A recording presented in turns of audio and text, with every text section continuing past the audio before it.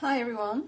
Today I decided to talk about a particular tendency I've noticed in the past few years, since I started working with planners and using planners, and that is that I always tend to use Aquas, Teals and Turquoise colors for my personal Filofaxes, for my everyday carries.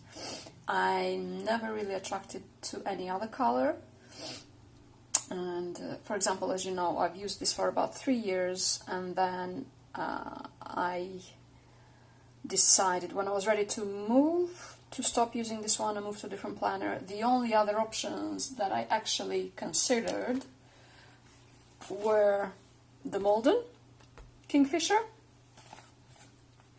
the Van der Spek in Mint, and the Lockwood Aqua or Turquoise. I'm not quite sure what the actual color is now. So as you can see, that's what I gravitate towards.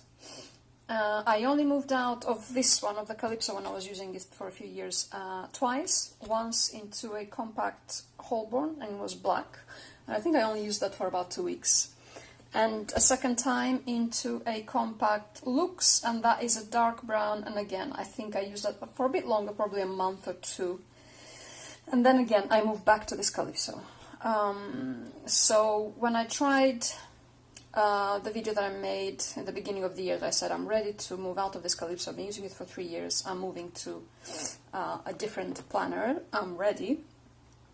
I looked at this Finchley. It has smaller rings. I think it's 23. So it's not as big as the Van der Spek. So I said, okay, this could work, because it feels like a compact in my hands. It doesn't really feel like a big personal planner. It feels like a compact. But I don't know if it's the color. The leather is luscious, is gorgeous. I don't know what it was. I think I was only in it for 2 days and I moved out. And that's when I tried the Van der Spek, and it was a bit too big in the rings. So I then moved into the Kingfisher Molden, and it worked. I stayed in it, so I've been using this for a few months now. So I decided to actually try and understand why, when it comes to my personal Filofaxes, not the work ones, not the hobby ones and so on, or the ones I use for studying, why do I only go for teals? What is it about this color? So, enter color psychology. Apparently, it's connected to emotions, to emotional balance, to providing some kind of a psychological stability. It's connected to having peace and calm in your life, balance. Apparently, we seek it when we're stressed. So that's the colors that we gravitate towards. It has to do with tiredness, with mental tiredness. So it's all about mental and emotional health and balance. So I find that quite interesting. It is true that for the past couple of years, it's been a stressful period for me, especially at work. It's just stress, nothing serious. It's just volume and the stress of it, really. So it's strange that subconsciously you gravitate towards a specific color when you go through different phases of your life. So I find that interesting. So these are, at the moment, these are like my favorite planners in my whole collection. If I go to the A5s, which I use for different uses, then I'll have different favorite ones.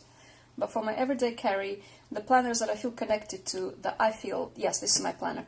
When I moved into the brown Finchley, it was like an alien planner. It's like, this is someone else's, it's not mine. I don't feel any connection to it. It's only with Teal, Aquas and Turquoise that I feel a connection that, yes, this is mine. So then I said I'll look around the house or any other areas of my life where I also gravitate towards teal, and I have a few tops in my wardrobe that are teal aqua, And then the only room in the house where we have this color is in the bedroom. It's on the blinds, it's on the bed linens, it's on a rug. So again, I guess it convinced me even more that it has to do with mental well-being, with tranquility and peace and calm. So it was interesting to me that subconsciously those were the colors that I chose in the bedroom as well, where you wind down at the end of the day, or where you shut the door and you shut the world, and you think through your day and you seek peace and tranquility and get ready for the next day. So it would be interesting to see what colors you gravitate towards, whether for your personals or for your work planners. Look into it, see what you discover. This is what I go for after 4 years of use. I know what I need in a way, because this is clearly a subconscious choice. And therefore, I mean, I have the purple Molden on my wish list, and I have the ochre Molden on my wish list, but I'm like, what for? If I know I won't be using them as a personal planner, I will be using them for something else, and if they come up at a good price, I will purchase them, and they will be part of the collection, but I won't be using them as a personal planner. I know that beforehand, and that's what allows me to also take a step back and not spend a lot of money on planners. After 4 years, you know what you like, and this is why I'm also decluttering a lot of my planners at the moment. And I really want to get down to just the planners that I actually enjoy using and use every day. So yeah, I thought it's an interesting tendency, so that's why I actually looked into color psychology and saw what these colors actually signify and why we seek them.